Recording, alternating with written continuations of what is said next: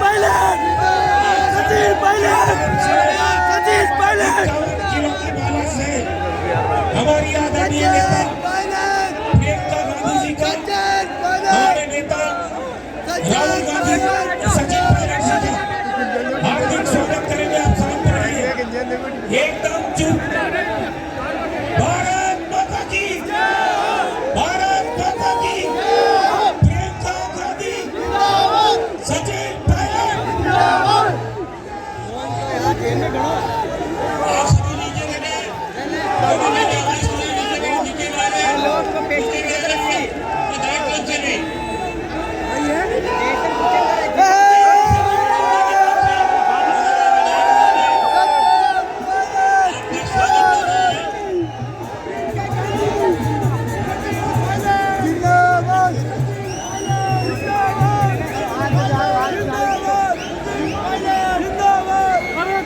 देखो कौन आया,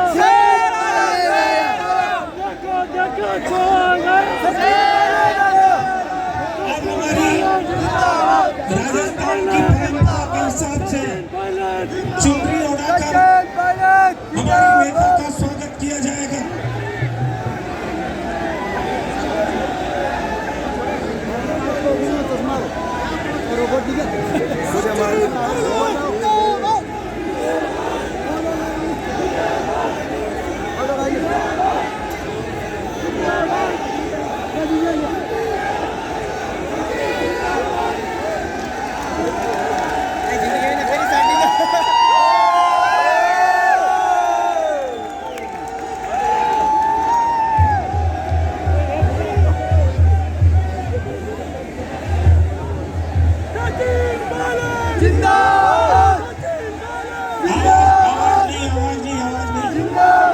हम सबको सचिन पायलट साहब को और हमारी महबूब नेता प्रियंका गांधी जी को सुनना है।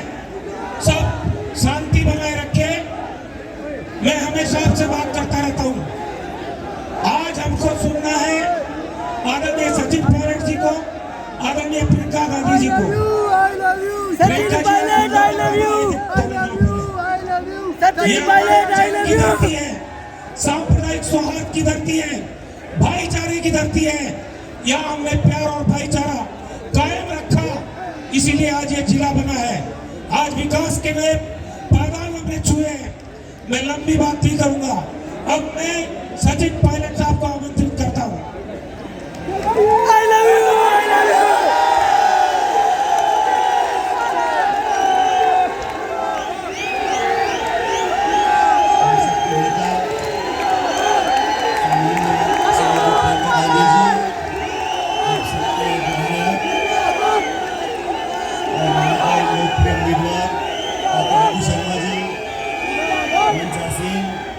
सभी पार्टी के हमारे जिलाध्यक्ष महोदय, प्रधान महोदय, पूर्व प्रधान महोदय और इस चुनावी सभा में मौजूद आदरणीय बुजुर्गों, नौजवान दोस्तों, किसान भाइयों, प्यारे बच्चों, मैं सबसे पहले, क्योंकि मेरे ख्याल प्रियंका गांधी जी का केकड़ी में पहली बार आना हुआ है, मैं चाहता हूँ आप सब लोग जोरदार तालियां बजा के प्रियंका जी का स्वागत करें। ऐसे नहीं, जोरदार तालियों से लगे कि आप स्वागत मन से कर रहे हो। प्रियंका जी का बहुत बहुत स्वागत है। अब ये केकड़ी जिला बन गया है और ताकत आप लोगों को मिल गई है। और इस चुनावी समर में हम सब आपके बीच में अपनी पार्टी के लिए और रघु जी के लिए वोट मांगने के लिए आए हैं। दोस्तों, आप सब लोग अच्छी तरह जानते हो, राजस्थान में 25 तारीख को वोट पड़ेंगे और 25 तारीख को आपको निर्णय करना पड़ेगा अपने 5 साल का भविष्य। हमारे प्रदेश की दिशा और दशा आपको तय करनी है। हमारे नौजवान, हमारे किसान किस हालात में अगला 5 साल काटेंगे, उसका निर्णय आप लोगों को करना है। ये चुनाव बहुत महत्वपूर्ण इसलिए भी है साथियों कि हमने 10 साल में केंद्र की भाजपा की सरकार को देख लिया और आप लोग भी कोई कसर नहीं छोड़ते। जब देते हो छप्पर फाड़ के देते हो। 2 बार आपने भाजपा की पूर्ण बहुमत की सरकार दिल्ली में बना ली। अब 10 साल से वो सरकार दिल्ली में है। इन्होंने कोई कसर नहीं छोड़ी। किसान, नौजवान, महिला, ऐसा नीति निर्माण इन्होंने किया है, हर व्यक्ति, मध्यम वर्ग का व्यक्ति, किसान वर्ग आज परेशान है, दुखी है, पीड़ित है, चिंतित है। इनकी रिपोर्ट कार्ड हमारे सामने है। लेकिन जैसा रघु जी बता रहे थे, जब चुनाव का समय आता है तो यहाँ पे बड़े बड़े नेता आते हैं और लगातार राजस्थान के बाहर के आके यहाँ पे, अभी योगी जी आए थे, उनसे पूछो गैस का सिलेंडर 1100 रुपए का क्यों बिक रहा है, सब्जी, फल, फूल, टमाटर, चाय पत्ती, तेल सब महंगा क्यों है? तो बोलते हैं हिंदुस्तान पाकिस्तान। हम बोलते हैं फौज में भर्ती खत्म कर दी, हम कहते हैं फौज की भर्ती खत्म कर कर अग्निवीर चालू कर दिया, नौजवानों के भविष्य से खिलवाड़ कर रहे हो। हमारा नौजवान लड़का भर्ती होगा 19-20 साल का, 4 साल की नौकरी और फिर छुट्टी। हम पूछते हैं किसानों के खिलाफ आपने 3 काले कानून क्यों बनाए? तो जवाब आता है मंदिर और मस्जिद। इन सब लोगों को मजहब, धर्म, मंदिर, मस्जिद, हिंदू, मुसलमान, इसके अलावा चौथी बात कोई आती नहीं। हमारी पार्टी, आज आप जानते हो, केकड़ी में, राजस्थान में नरेगा के काम चलते हैं, कहीं कम कहीं ज्यादा। ये नरेगा का कानून किसने बनाया? ये कांग्रेस सरकार ने बनाया, सोनिया जी ने बनाया, मनमोहन सिंह जी ने बनाया। रोजगार का अधिकार दिया, शिक्षा का अधिकार दिया, खाद्य सुरक्षा का अधिकार दिया, सूचना का अधिकार दिया, आदिवासियों को संरक्षण दिया। राजीव गांधी जी ने महिलाओं को, ओबीसी को, SC ST को आरक्षण दिया ग्राम पंचायत के अंदर। ये कानून हमारी सरकार ने बनाए। और भाजपा ने क्या कानून बनाए? 3 काले कानून किसान के खिलाफ, नोटबंदी, GST और अमीर गरीब की खाई को लगातार बढ़ाते जा रहे हैं। देश की संपूर्ण संपत्ति, हवाई अड्डे, रेलवे लाइन, खान के गोदाम, बिजली घर औने पौने दाम में 2-5 लोगों को दे रहे हैं। आप सबको सचेत होना पड़ेगा। ये चुनाव राजस्थान का बहुत महत्वपूर्ण है और राजस्थान में हम लोगों ने जो काम किया आपके सामने है और रघु जी ने जो काम किया आपके सामने है। और मैं दावे से कह सकता हूं, मैं इस केकड़ी को जानता हूं, यहाँ जो विकास हुआ है पिछले 5 साल में, मेरे ख्याल पिछले 70 साल में इतना विकास कभी नहीं हुआ होगा। और ये बात हमारे विरोधी भी कहते हैं। और अब आप सब जो पुराने लोग हो, आप सब रघु जी को अच्छी तरह जानते हो। रघु जी भी पुराने कबड्डी कुश्ती वाले खिलाड़ी हैं। यूथ कांग्रेस, फिर कहाँ चुनाव लड़े, क्या रहा, आप सब इतिहास जानते हो। फिर केकड़ी के लोगों ने आशीर्वाद दिया, आपने विधायक बनाया। और मैं आपको बताना चाहता हूँ एक बात, प्रियंका जी, 2016-17 में यहाँ बाई इलेक्शन हुआ, उपचुनाव हुआ लोकसभा का। मैं प्रदेश कांग्रेस कमेटी का अध्यक्ष था और मैंने रघु जी को कहा, हम सबका नेताओं का मन था, रघु जी आप चुनाव लड़ो बाई इलेक्शन। अब असली बात तो ये है कि रघु जी ने कहा मैं कहाँ पचड़े फंसूंगा, लड़ूंगा, फालतू में सरकार है। तो ये आधे मन से थे। मैंने कहा रघु जी आप चुनाव लड़ो, हम सब साथ रहेंगे, चुनाव जिताएंगे। उस समय पूर्ण बहुमत के साथ 163 विधायक वसुंधरा जी के थे बीजेपी के राजस्थान, 163, 25 के 25 सांसद बीजेपी के थे, केंद्र में सरकार, प्रदेश में सरकार। तो रघु जी तो समझदार आदमी है, उन्होंने कहा कौन पंगा लेगा लोकसभा चुनाव लड़ने का, बाई इलेक्शन। लेकिन मैंने कहा कार्यकर्ता सब चाहते कि आप चुनाव लड़ें। और वो दिन था, मुझे याद है, रघु जी और हम आए थे यहाँ नामांकन भरने के लिए। और उस दिन मैं रघु जी को कहा था, मैंने कहा यहाँ का कांग्रेस का कार्यकर्ता चट्टान की तरह आपके साथ खड़ा रहेगा। और वही हुआ, रघु जी मुझे सांसद बनकर गए। और उसके बाद तो पीछे देखने का मौका ही नहीं मिला। सांसद बने, मंत्री बने, गुजरात के प्रभारी बने, लेकिन सबसे पहले ये आपके सेवक हैं और रहेंगे। इसलिए आज हम सब आपसे निवेदन करने आए हैं। और सुनो साथियों, ये जाति, बिरादरी, और मैं जानता हूँ केकड़ी में हम सर समाज के लोग रहते हैं, हम सबको एकजुटता दिखानी है। कांग्रेस पार्टी की सरकार, जहां वोट पड़ गए छत्तीसगढ़ में, मध्य प्रदेश में, वहां सरकार कांग्रेस पार्टी की बनने जा रही है। और राजस्थान में भी 25 तारीख को मतदान होगा। ये हाथ का निशान हमारी पार्टी की पहचान है। आप लोग बटन दबाकर जिताओ और रघु जी पहले से ज्यादा आपकी सेवा करेंगे, इस बात का मैं आपको आश्वासन देता हूं केकड़ी के लोगों को। हम सब प्रियंका जी को सुनना चाहते हैं, लेकिन मैं आपसे इतना आग्रह करूंगा, मैं भी चुनाव लड़ रहा हूं टोंक से। और जब 25 तारीख को मतदान होगा, मैं मेरे विधानसभा क्षेत्र में होऊंगा, आप सब लोग वोट डाल रहे होंगे। और जब बटन दबाते हैं मशीन में तो आवाज करता है ना, वो क्या टी करके बोलती है मशीन, बोलती है कि नहीं बोलती? 2 नंबर का बटन, लेकिन बटन आवाज निकलती है उसमें से। क्या आवाज निकलती है? टी करके। अब ऐसा है 25 तारीख को पंडित जी का, इस वाले पंडित जी का, रघु शर्मा जी का बटन दबाना, और इतनी जोर से दबाना कि मुझे टोंक में वो टी की आवाज सुनाई पड़ती है। मैं आप सबसे पुनः निवेदन करते हुए कि कांग्रेस पार्टी को जिताना, और सुनो, ये जीत मोटी करनी है, अच्छी खासी जीत होगी, हम सबको ताकत मिलेगी और हम मिलकर आपके क्षेत्र का विकास करेंगे, सरकार बनाएंगे। मैं एक बार पुनः प्रियंका जी का यहाँ पे स्वागत करता हूँ और उनका धन्यवाद देता हूँ कि वो समय निकालकर आपके बीच में आई है। और तमाम जनता जो बैठी है, आपका मैं हमेशा कायल रहूंगा। परमपिता परमेश्वर से कामना करता हूँ आप लोग फलो फूलो हंसो, जैसे आज मुस्कुरा रहे हो ऐसे मुस्कुराते रहो, भगवान आपकी झोली में खुशियां भरे। बहुत बहुत धन्यवाद। राम राम साहब।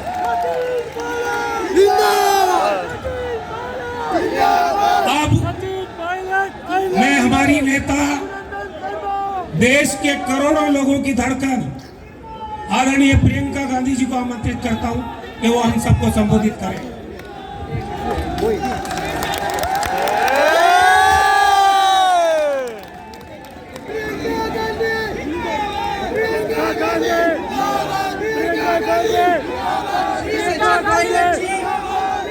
श्री रघु शर्मा जी, श्री भूपेंद्र सिंह राठौर जी, श्री श्यामलाल बैरवा जी, श्री समरवीर सिंह जी, मंच पर उपस्थित सभी कांग्रेस के नेता पदाधिकारी, मेरे प्यारे कार्यकर्ता भाइयों और बहनों, आप सबका इस सभा में बहुत बहुत स्वागत। मेरी प्यारी बहनों, मेरे प्यारे भाई, आज थोड़ी गर्मी भी है, आपने काफी इंतजार किया और इतने प्रेम से मेरा स्वागत किया, इसके लिए मैं बहुत बहुत आभारी हूँ। आप सबको बहुत बहुत धन्यवाद और इस सभा में आपका भी स्वागत। आपने घड़ी घड़ी राम राम सा अच्छे हो, मुस्कुरा रहे हो, खुश लग रहे हो। केकड़ाधीश बालाजी, लोक देवता देवनारायण भगवान जी, लोक देवता बाबा रामदेव जी, भगवान परशुराम जी, भगवान महावीर स्वामी जी, हजरत ख्वाजा फखरुद्दीन चिश्ती जी, वीर तेजा जी महाराज जी, इन सब महान आत्माओं को, भगवानों को, देवताओं को मेरा प्रणाम। देखिए, अभी त्योहार का समय था ना, अभी दिवाली हुई, तो त्योहार के समय हम सब क्या करते हैं? क्या करते हैं त्योहार के समय? सफाई करते हैं, त्योहार के समय घर को साफ करते हैं, अच्छा खाने की चीजें बनाते हैं, मेहमान आते हैं हमारे घर, पूजा पाठ करते हैं हम। तो ये त्योहार का समय उनके समय में हम करते हैं। और जब कटाई का समय होता है तो क्या करते हैं? खेती में जाते हैं, सुबह से शाम तक काम करते हैं, कटाई करते हैं। तो चुनाव का समय आता है तो हम क्या करते हैं? क्या करना चाहिए हमें? सफाई। देखिए, चुनाव का समय होता है तो एक चीज तो आप कर ही रहे हैं, ऐसी सभाओं में जाते हैं हम और बड़े बड़े नेता आते हैं, अलग अलग पार्टियों की उनकी बातें सुनते हैं, फिर उन बातों का हम अनुमान लगाते हैं कि भाई इन बातों में वजन है कि नहीं है, लगाते हैं कि नहीं। फिर हमें अपना अनुभव देखना चाहिए कि चुनाव का समय है, आगे भविष्य में 5 सालों के लिए क्या होगा हमारे प्रदेश में, हमारे प्रदेश में 5 सालों से क्या चल रहा है, इसका हम अनुमान लगाते हैं। हम देखते हैं कि भाई हमारा अनुभव क्या है, क्या हमारी तरक्की हुई है, क्या जो सरकार हमारी जो चल रही है उसने हमारे लिए अच्छे अच्छे काम किए हैं कि नहीं, इसका हम आकलन करते हैं। और हम जब ऐसी सभाओं में आप लोग आते हैं तो एक बात बहुत ज़रूरी है कि आप ध्यान से हमारी बातें सुने, चाहे हम हो चाहे भाजपा के नेता हो, ध्यान से हमारी बातें सुने और कोशिश करें इसका अनुमान लगाने का कि इन बातों में कुछ वजन है कि नहीं है कि नहीं।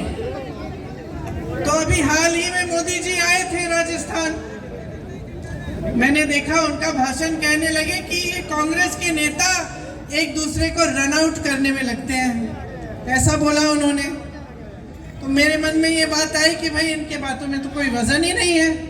हमारे सारे नेता, हमारे सारे कार्यकर्ता एकजुट होकर मजबूत बनकर रणभूमि में उतरे हुए हैं। बल्कि इनको भाजपा की अपनी स्थिति देखनी चाहिए। इनकी स्थिति क्या है? बिखरी हुई है इनकी पार्टी। हिट विकेट तो ये है राजस्थान में भाजपा वाले। तो ये बात उन्होंने की एक बात और असलियत कुछ और है। कह रहे हैं कि हम लोग रन आउट करते हैं, हिट विकेट इनकी पार्टी है। इनकी पार्टी पूरी तरह से बिखरी हुई है। इनके नेता, जो बड़े बड़े नेता हैं, उनको इन्होंने परे कर दिया है। किसी को मालूम ही नहीं है कि अगर मुख्यमंत्री बनेगा तो कौन बनेगा, किसी को नहीं मालूम।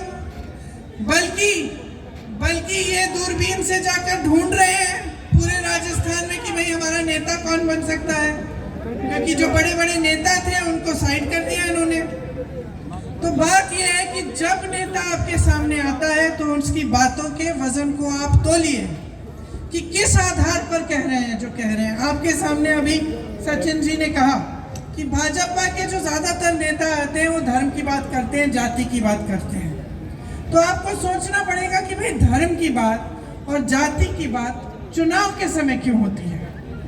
जो नेता ये बात चुनाव के समय कर रहा है, इसका मतलब है कि उसके आधार पर आपसे वोट मांग रहा है। तो कह रहा है कि भाई धर्म के आधार पर वोट दो या अपनी जाति के आधार पर वोट दो। तो इसका मतलब है कि काम के आधार पर मांग नहीं सकता, क्योंकि जो असली नेता होता है, जिसने आपके लिए काम किया, जैसे रघु शर्मा जी ने आपके लिए काम किया, हमारी सरकार ने यहाँ पे आपके लिए काम किया, तो हम काम के आधार पर आपसे वोट मांगते हैं या आपसे समर्थन मांगते हैं। अब एक तरफ भाजपा के नेता जो ऐसी अजीब सी बातें करते हैं जब चुनाव के लिए आते हैं। मैं मध्य प्रदेश में थी। मध्य प्रदेश में 18 सालों से इनकी सरकार है और 18 सालों से इनकी सरकार है, लेकिन एक काम का नाम नहीं लेते। जब मंच पे खड़े होते हैं वहां पे भी धर्म और जाति की बातें और उसी के आधार पर वोट। तो 18 साल से आपकी सरकार रही, आप काम पर वोट क्यों नहीं मांग रहे? मैं बताती हूँ। अभी कुछ दिनों पहले मैं गहलोत जी के साथ चुनाव प्रचार में निकली थी। तो मैंने गहलोत जी से पूछा, आपने यहाँ राजस्थान में अपनी सरकार में कितने रोजगार दिलवाए हैं? गहलोत जी ने कहा कि देखिए 2 लाख रोजगार तो दिलवा दिए हैं हमने और 1 लाख और की हमने घोषणा की है, जिसमें से 40,000 प्रोसेस में है। और आप सोच सकते हैं कि यहाँ हमारी 5 सालों से सरकार है। यहाँ के मुख्यमंत्री कह रहे हैं कि कांग्रेस के शासनकाल में आपको 2 लाख रोजगार दिलवाए हैं। 18 सालों से बहनों और भाइयों, मध्य प्रदेश में भाजपा की सरकार चल रही है। 18 सालों से 3.5 सालों में उन्होंने 21 रोजगार दिलवाए हैं। यहाँ 5 सालों में 2 लाख, वहाँ 3.5 सालों में 21, सिर्फ 21 रोजगार दिलवाए हैं। यहाँ पाठशालाएं खोली हैं, इंग्लिश मीडियम की पाठशालाएं। मैंने पूछा मुख्यमंत्री जी से कि हर जिले में है इंग्लिश मीडियम की पाठशाला? हंसने लगे, कहे हर जिले में क्या, गांव-गांव में खोल रहे हैं हम। वहां मध्य प्रदेश में 18 सालों से इनकी सरकार चल रही है, पाठशालाएं बंद हो रही हैं। 7,000 से ज्यादा स्कूल बंद हो चुके हैं। यहाँ पे केकड़ी में आपके लिए नया जिला बनाया गया। यहाँ पे 400 बेड का अस्पताल बनाया गया। जब कोरोना हुआ तो काफी जाने इन चीजों से बची। पिछले 5 सालों में कांग्रेस की सरकार ने जो काम किया, जो आपकी सेवा की, उसी के आधार पर हम आपसे वोट मांगते हैं। इसीलिए यहाँ पे जो आपकी सरकार है, अगर हम देखें तो चाहे हमारी यहाँ की सरकार को देखें, चाहे छत्तीसगढ़ में कांग्रेस की सरकार को देखें, तो किसानों के लिए कितना काम किया है। 15,000 करोड़ का कर्ज माफ हुआ है। आप पूछिए जरा, किसी प्रदेश में भाजपा ने किसान का कर्ज माफ किया है? नहीं। आपने काले कानून की बात की। जब काले कानून के खिलाफ देश का सारा किसान आंदोलन कर रहा था, तब ये क्या कर रहे थे? इनके मंत्री के बेटे किसानों को अपनी जीप के पहियों के नीचे कुचल रहे थे उत्तर प्रदेश में, और वही मंत्री इनके साथ मंच पे बैठा रहता था। जब वो काले कानून आए तब किसान की कोई सुनवाई हुई? 1 साल होने वाला था, किसान सड़क पे बैठा रहा, सैकड़ों किसान शहीद हुए, पानी नहीं था, बिजली भी नहीं थी, उस समय सड़क पे ही बैठे थे, लेकिन उनकी सुनवाई नहीं हुई। सुनवाई तब हुई, काले कानून वापस तब लिए गए भाजपा द्वारा जब 2 महीनों में उत्तर प्रदेश का विधानसभा का चुनाव आ रहा था। चुनाव आने तक कोई सुनवाई नहीं हुई। हम जब कहते हैं प्रदेशों में कि हम कर्ज माफ करेंगे किसानों के, तो मालूम है ये लोग क्या कहते हैं? क्या कहते हैं? कहते हैं पैसे नहीं है इन चीजों को करने के लिए। जिस समय किसानों का आंदोलन चल रहा था, उस समय उत्तर प्रदेश के किसान का 15,000 करोड़ का बकाया था, गन्ने का बकाया। गन्ने का 15,000 करोड़ का बकाया था। उसके थोड़े ही बाद मोदी जी की सरकार ने कहा कि हम 20,000 करोड़ रुपए खर्चेंगे, दिल्ली का जो संसद भवन है उसको सुंदर बनाना है। तो हम उस समय पूछ रहे थे कि ये जो 15,000 करोड़ का जो बकाया है गन्ने का, ये क्यों नहीं दे रहे हो? कह रहे थे हमारे पास पैसा नहीं है। किसानों के कर्ज को माफ करने के लिए पैसा नहीं था, लेकिन संसद को जो 70 साल से अच्छा खासा चले आ रहा था संसद भवन, उसको सुंदर करने के लिए आपके पास 20,000 करोड़ है। क्यों? क्योंकि उसको करने से आपका मान सम्मान बढ़ रहा है और किसानों की कोई परवाह ही नहीं है। आपको 2000 यूनिट यहाँ पे आपको बिजली की फ्री में मिली है, सिंचाई का बिल माफ हुआ है। यहाँ आवारा पशु की जो समस्या थी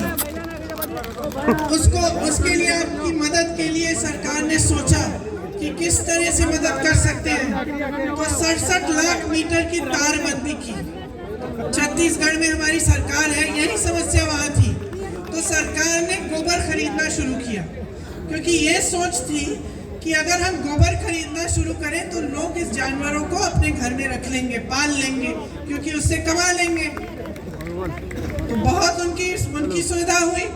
जो आवारा पशु घूम रहा था उसको लोगों ने रख लिया घर में, और सरकार ने गोबर खरीदी, गोबर का गोबर गैस बनाया, अन्य चीजें की, तो सबका फायदा हो गया। इसी तरह से हमारी सरकार यहाँ कह रही है कि हमारी सरकार दोबारा, तो हम भी गोबर खरीदना शुरू करेंगे यहाँ पे, ताकि राजस्थान में भी ये समस्या हल हो सके। और ये लंपी की जो बीमारी आई थी, इस समय भी 40,000 प्रति गाय का मुआवजा मिला था आपको। अन्य जगह जहाँ इनके प्रदेश हैं वहाँ पे इस तरह के काम नहीं होते, हम खुद देखते आ रहे हैं। इसलिए मैं कहती हूँ बातों का वजन समझो।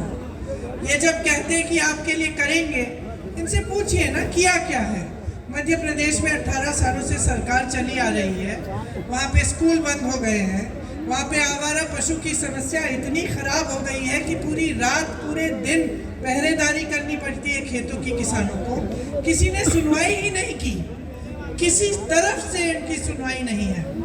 इनकी जो है सोच जो है ना भाजपा की सरकारों की, आपको समझना पड़ेगा आज। इनकी सोच, इनकी जो विचारधारा है, ये इसके 2 पहलू हैं। सबसे पहले तो ये है कि जो गरीब है, जो मिडिल क्लास है, उसके लिए कोई सोच नहीं है। आपसे सींचना और आपसे खींचना और बड़े बड़े उद्योगपतियों को सींचना, ये उनकी नीति है। अब कैसे मालूम पड़ता है? कैसे मालूम पड़ता है? आपके कर्ज माफ करने के लिए कहते हैं कि पैसे नहीं है। बड़े बड़े उद्योगपतियों के इन्होंने हजारों करोड़ माफ किए हैं। आज इनके राज में मेरे ख्याल से देश के इतिहास में कभी ऐसा नहीं हुआ होगा कि देश का किसान 27 रुपए प्रतिदिन कमाता है, और अडानी जी एक इंसान, एक अडानी 16,000 करोड़ रुपए एक दिन में कमा रहा है। सोचिए ये पैसे आ कहां से रहे हैं? देश की सारी संपत्ति इनको दी जा रही है, सारे हवाई अड्डे, सारे बंदरगाह, बड़ी बड़ी कंपनियां जिससे आपको रोजगार मिलते थे, ये सारा इनके बड़े बड़े उद्योगपति मित्रों को मिल रहा है। यहाँ सरकारी कर्मचारी रो रहा है, कह रहा है भाई पुरानी पेंशन दे दो हमें वापस। 20 साल से हम मेहनत करते हैं, 20 सालों के लिए हर महीने आप हमारा पैसा काटते हैं पेंशन के लिए। हमारी मेहनत, हमारी कमाई आप हर महीने काटते हैं। 20 सालों के बाद हमें सुरक्षा चाहिए। जैसे पहले हमें पेंशन के पैसे हमें दिए जाते थे, उसी तरह से दीजिए। ये लोग क्या कर रहे हैं, पेंशन के पैसे इकट्ठे करके उनका निवेश कर देते हैं। अब सरकारी कर्मचारी कह रहा है कि भाई ये मेरे पैसे हैं, मेरी 20 साल की कमाई है जो आपने हर महीने काटी, आप इसका निवेश कहीं गलत जगह कर लिए और ये पैसे आप गवा दें तो मेरा क्या होगा, मेरी कमाई का क्या होगा। सरकारी कर्मचारियों का की कोई सुनवाई नहीं है। इनके हर प्रदेश में नई पेंशन स्कीम चल रही है, कांग्रेस के हर प्रदेश में पुरानी पेंशन स्कीम चल रही है। राजस्थान में है, हिमाचल में है, छत्तीसगढ़ में है, हर जगह, कर्नाटका में हर जगह पुरानी पेंशन की स्कीम। हम नहीं कह रहे कि पैसे नहीं है, हम कह रहे हैं हम पैसे ढूंढ के निकालेंगे। इसके लिए हम कह रहे हैं हमें कर्ज माफ करना है, हम पैसे ढूंढ के निकालेंगे। अब इनकी सोच देखिए, मेरी बहनें बैठी हुई हैं, महिलाओं के लिए यहाँ पे आपकी सरकार ने बहुत किया है।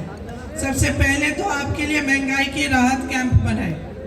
अब सोचिए कि ये नौबत आ गई है कि केंद्र सरकार इतनी महंगाई बढ़ा रही है कि प्रदेश की सरकार को राहत के कैंप लगवाने पड़ रहे हैं। सिलेंडर आपको 500 में मिल रहा है, 1 करोड़ लोगों को बिजली बिल की बिल जो शून्य हो गई, इंदिरा रसोई बनाई गई, 8 रुपए में आपको भरपेट भोजन मिलता है, 40 लाख मोबाइल दिए गए महिलाओं को, छात्राओं को स्कूटी देने का काम शुरू हुआ है, केजी से पीजी तक निःशुल्क शिक्षा महिलाओं के लिए, सरकारी बसों में आधा किराया, सरकारी नौकरियों में 30% आरक्षण, 10वीं पास होने पर 10,000 रुपए, 12वीं पास होने पर 20,000 रुपए। अब हम इसकी तुलना करते हैं भाजपा के प्रदेश से, मध्य प्रदेश से। 18 सालों के लिए महिलाओं के लिए कुछ नहीं किया। 18 सालों के लिए कुछ नहीं किया। अब चुनाव आ रहा है, 2 महीनों पहले इन्होंने महिलाओं को कहा कि अपने खाते खोलो, हम आपके खातों में पैसे डालेंगे। 2 महीने पहले। 18 साल से इनकी सरकार चल रही थी, 18 सालों से महिला की कोई सुनवाई नहीं थी। महिला तो 18 साल से संकटों का सामना कर रही थी, संघर्ष का सामना कर रही थी। देखिए, चाहे महंगाई हो, चाहे समाज का बोझ हो, महिला ही उठाती है। महंगाई का सामना सबसे ज़्यादा महिला करती है। जिस दिन घर में दिहाड़ी नहीं आती, उस दिन महिला भूखी रहेगी, सबको बाकी सबको खिला के सोएगी। क्या बात है, बातें नहीं सुननी। फिर अब बोलूं तो चाहे हम महिलाओं की बात करें, चाहे हम किसानों की बात करें, चाहे हम सरकारी कर्मचारियों की बात करें, चाहे हम छोटे, चाहे यहाँ बहुत सारी छोटी दुकानें हैं, छोटे बिजनेस हैं। अब देखिए, आज देश की परिस्थिति क्या है, केंद्र की जो भाजपा सरकार है उसकी नीति क्या है, इसको समझते हैं हम। नीति ये है कि अडानी जी, अंबानी जी जैसे जो बड़े बड़े 5-6 उद्योगपति हैं, उनको देश की सारी संपत्ति सौंप देते हैं। और जो छोटे उद्योगपति हैं, जो छोटे दुकानदार हैं, जो छोटे कारोबार संभालते हैं, उनको क्या किया, पहले नोटबंदी की, सबको बोला कि भाई कतार में खड़े हो जाओ, देशभक्ति की बात है, आप लोग खड़े हो गए, हुए कि नहीं। अंत में क्या हुआ, कोई काला धन वापस नहीं आया। अंत में नुकसान तो छोटे कारोबारों का हुआ, छोटे बिजनेस वालों का, छोटे दुकानदारों का हुआ। नोटबंदी हुई, उसके बाद कोरोना आया। कोरोना में आपको कोई राहत नहीं दी। केंद्र सरकार का काम होता है कि राहत दे, जब आपदा आती है, जब इस तरह की महामारी आती है तो जनता की मदद करे, सहायता करे। नहीं हुआ। उसके बाद क्या हुआ, मदद करने के बजाय जीएसटी थोप दी। अब जीएसटी से आपकी मतलब पैरों पे आपकी कुल्हाड़ी मारी, हर तरफ से आपको नुकसान होता है और ऊपर से आप कमा नहीं पा रहे, ऊपर से महंगाई बढ़ती चली जाती है, हर चीज पे जीएसटी है।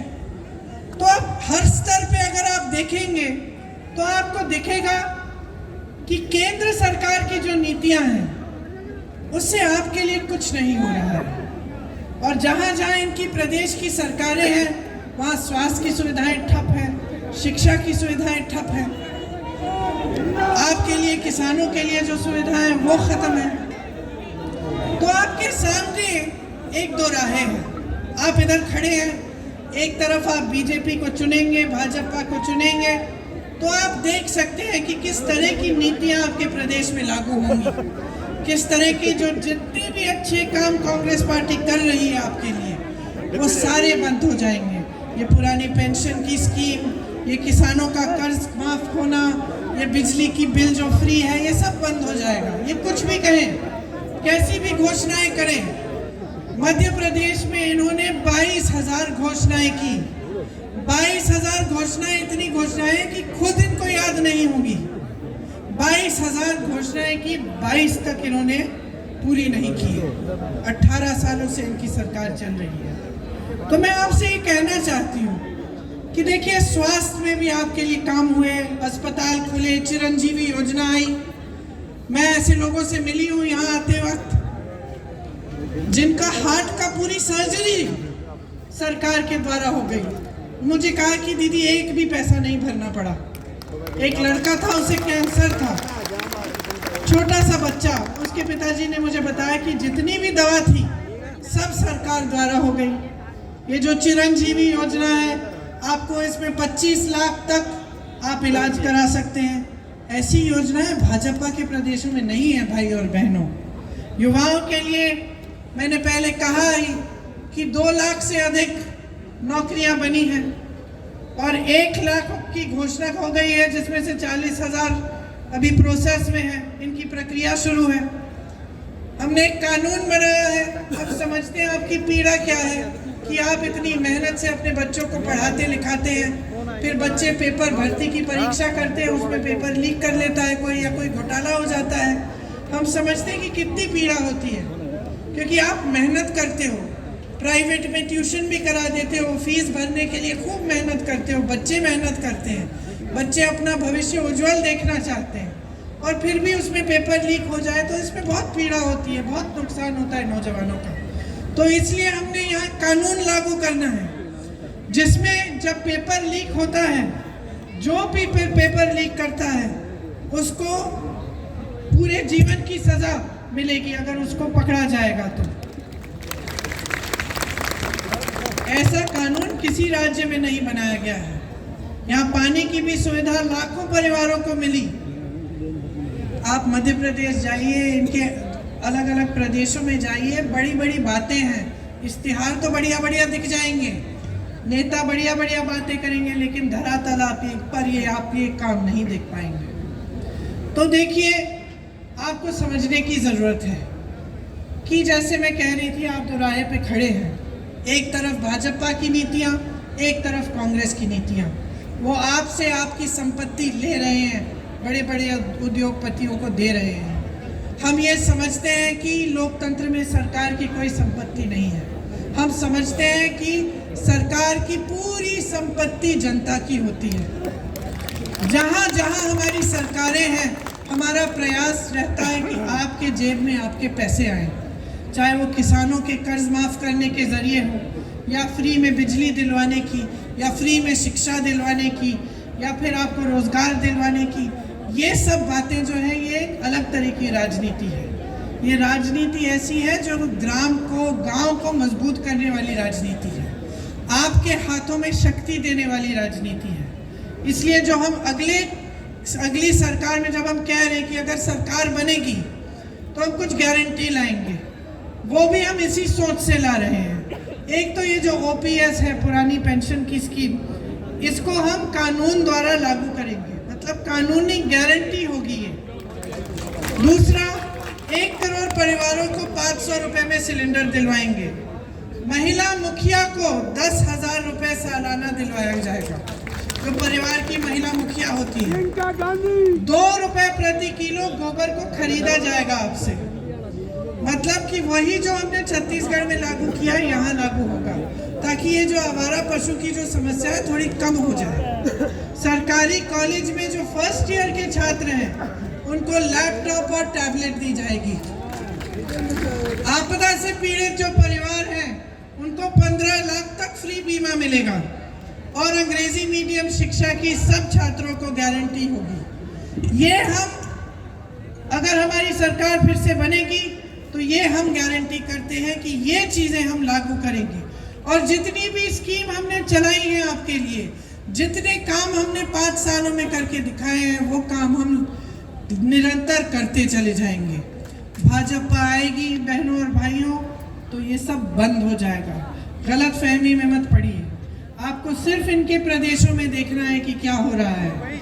आपको पता चलेगा कि जो इनकी नीतियां हैं ये जनता की कमर तोड़ रही है। महंगाई, बेरोजगारी आज चरम पे है। पूरे देश में लोग परेशान हैं। यहाँ से आप बाहर निकलेंगे तो आपको पता चलेगा कि इनकी जो नीतियां हैं उनसे बचा कर रखा है आपको राजस्थान की प्रदेश सरकार ने। महंगाई और बेरोजगारी का सामना करने के लिए आपको मजबूत बनाने का प्रयास किया है और ये प्रयास बंद नहीं होगा।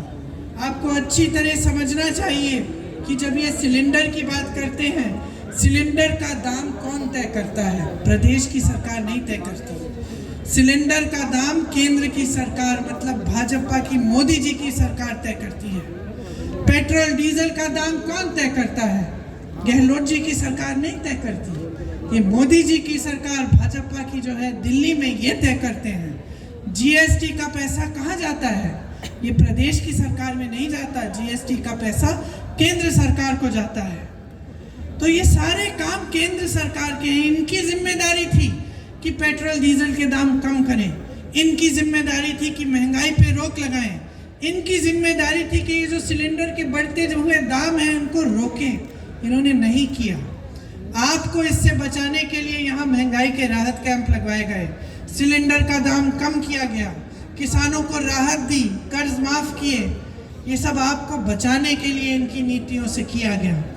इसीलिए आपको अच्छी तरह से समझना पड़ेगा कि आज जो परिस्थितियां हैं वो आप बदलना चाहते हैं, आप आगे बढ़ना चाहते हैं, या आप इन परिस्थितियों को ऐसे रखना चाहते हैं कि आपको राहत मिलते जाए, आपको की सहायता होती जाए। आज अगर आप सरकार बदलेंगे और आप भाजपा की सरकार लाएंगे तो आपका बहुत नुकसान होने वाला है। क्योंकि 10 सालों में अगर आप समझदारी से और विवेक से देख रहे हैं तो आप ये देख रहे हैं कि देश का जो अमीर है वो अमीर होता चले जा रहा है, देश का गरीब पिसता चले जा रहा है। किसान इतना परेशान है कि खेती में कमाई ही नहीं रही। तो जो परिस्थितियां आपके प्रदेश में हैं उनका सामना करने के लिए आपकी प्रदेश सरकार आपकी बहुत सहायता कर रही है। जो परिस्थितियां महंगाई की वजह से, बेरोजगारी की वजह से देश भर में लोग देख रहे हैं वो आप अपने प्रदेश में नहीं चाहते। आप अपने प्रदेश में विकास चाहते हैं, तरक्की चाहते हैं। आपने देखा है कि किस तरह से अगर एक अच्छी सरकार हो जिसकी सही नियत हो तो आपके लिए ऐसी तमाम योजनाएं, परियोजनाएं बनती हैं जिनसे आपकी सुविधा होती है। तो ध्यान से समझ लीजिए, आज जो राजस्थान में हो रहा है उसको रोकिए मत। आज जो काम चल रहा है उसको रोकिए मत। आज जो आपको सुविधाएं मिल रही हैं उन्हें रोकिए मत। अगर आप भाजपा में इस बार अपना वोट डालेंगे भाजपा के लिए और अपना विश्वास उनमें डालेंगे तो आपके साथ वही होगा जो मध्य प्रदेश की जनता के साथ हो रहा है। परेशान हो जाएंगे, पीड़ित रहेंगे और आपकी कहीं सुनवाई नहीं होगी। आपको समझदारी से, अपने विवेक से अपना वोट देना पड़ेगा। और देखिए, हम लोग कहते हैं कि लोकतंत्र है, इसका मतलब क्या होता है? आज़ादी की लड़ाई जब लड़ी तो किस लिए लड़ी? नेताओं ने अपने लिए तो नहीं लड़ी कि वो आज़ाद होंगे, आपके लिए लड़ी कि जनता आज़ाद होगी, जनता अपना शासन खुद करेगी, स्वराज जिसको कहते थे। इसका मतलब है कि गांव में मजबूती आएगी, आप सशक्त बनेंगे। और सबसे बड़ी चीज़ लोकतंत्र में आपको क्या दी गई? आपका वोट। और ये जो वोट है ना, इसको धर्म के आधार पर, जाति पे के आधार पर इन पे डाल डाल के आप खुद अपना नुकसान कर रहे हैं। और नुकसान मैं इसलिए कह रही हूं क्योंकि ये बातें राजनीति में इनका इस्तेमाल हो रहा है। आपके लिए नहीं कह रहे हैं ये बातें, ये आपके जज्बातों को उभारने के लिए कह रहे हैं कि देखो चुनाव आएगा, हम मंच पे खड़े हो जाएंगे, हम धर्म की बातें कर लेंगे, हमको वोट मिल जाएगा। और जहां जहां इनकी सरकारें हैं, मैंने एक अनोखी चीज देखी है, आपको बताना चाहती हूँ। मैं छत्तीसगढ़ के मुख्यमंत्री जी से बातचीत कर रही थी, तो हम दोनों ये बात कर रहे थे कि जैसे छत्तीसगढ़, राजस्थान जैसे प्रदेश हैं, उसमें सरकार की एक जवाबदेही बनी हुई है। मतलब जो नेता है, मुख्यमंत्री है, मंत्री है, वो जानता है कि जनता को जवाब देना पड़ेगा। हम काम कर रहे हैं, काम के आधार पर हम जाके वोट मांगेंगे तो काम तो दिखाना पड़ेगा, है कि नहीं।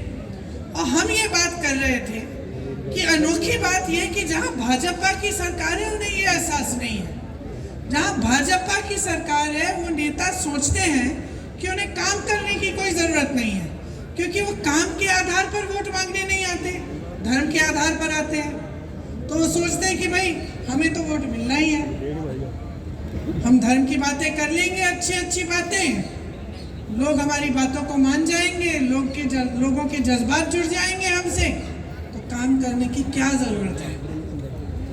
तो ये आज भाजपा के नेताओं की मन में जो है ये बात बैठ गई है, इनकी आदत बन गई है।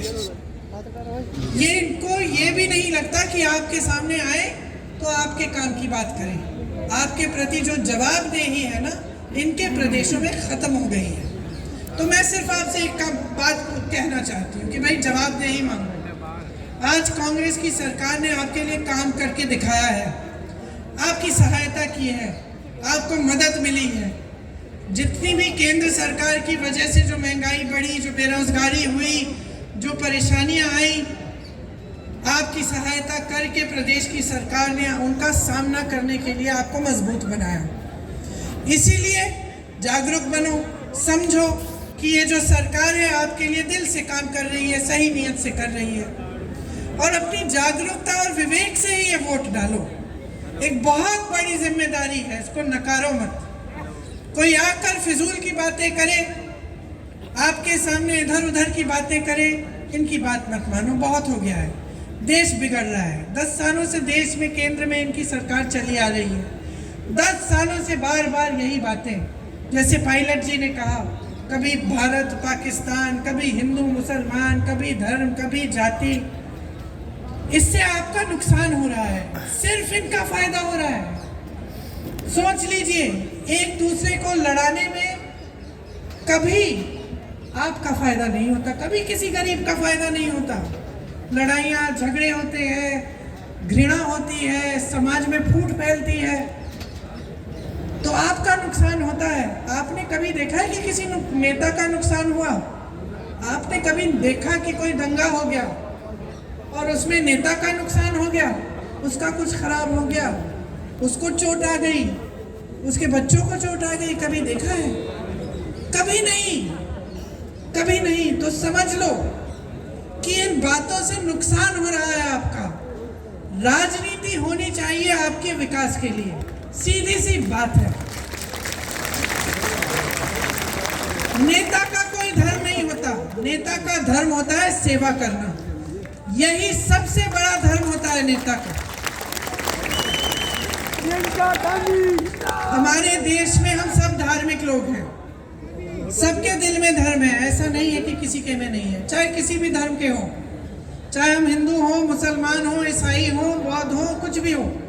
अपने धर्म को हर हिंदुस्तानी मानता है और उसकी श्रद्धा है उसके प्रति। लेकिन राजनीति में नेता को ये समझना पड़ेगा कि उसका सबसे बड़ा धर्म देश सेवा, जनता की सेवा है, और ये समझाना आपका काम है। अब आपने 10 सालों से देख लिया, बड़े बड़े आप इश्तिहार देखते हैं, ऐसा लगता है कि देश बहुत तरक्की कर रहा है। तो ठीक है, देश तरक्की कर रहा है, तो भाई तुम तरक्की क्यों नहीं कर रहे हो? अगर देश तरक्की कर रहा है तो गरीब तरक्की क्यों नहीं कर रहा है? तरक्की कांग्रेस के प्रदेशों में आ रही है क्योंकि कांग्रेस की सरकारों की नीतियां आपके लिए, गरीबों के लिए हैं। आप बाहर जाएं, भाजपा के प्रदेश में तो देखिए, देश की नीतियां देखिए केंद्र सरकार की, तो आपको पता चलता है कि क्या हो रहा है देश में। तो ये सब बड़ी लंबी बातें की है मैंने, लेकिन मेरी आशा है कि आपने ध्यान से सुनी ये बातें और इनके आधार पर आप वोट डालोगे। अगर आप सोच समझ के अपना वोट डालोगे तो आपका वोट कांग्रेस को ही जाएगा इस चुनाव में। भाजपा को जिता के गलती मत करिए। इनको वैसे भी मालूम है कि हारने वाले हैं। आपने कहा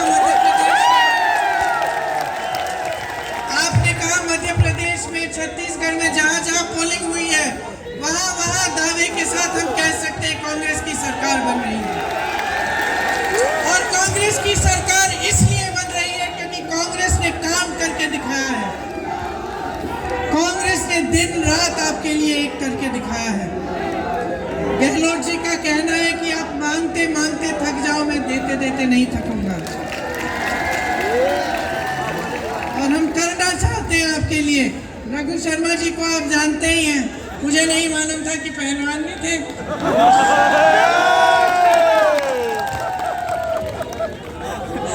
तो इनको भारी बहुमत से जिताओ, आपके लिए लड़ेंगे।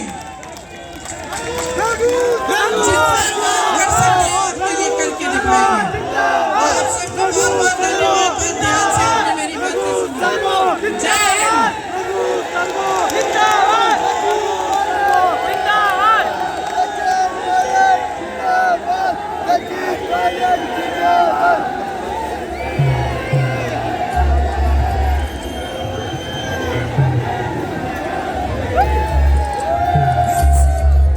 मैं आप सब लोगों का दिल की गहराइयों से हार्दिक धन्यवाद करता हूं।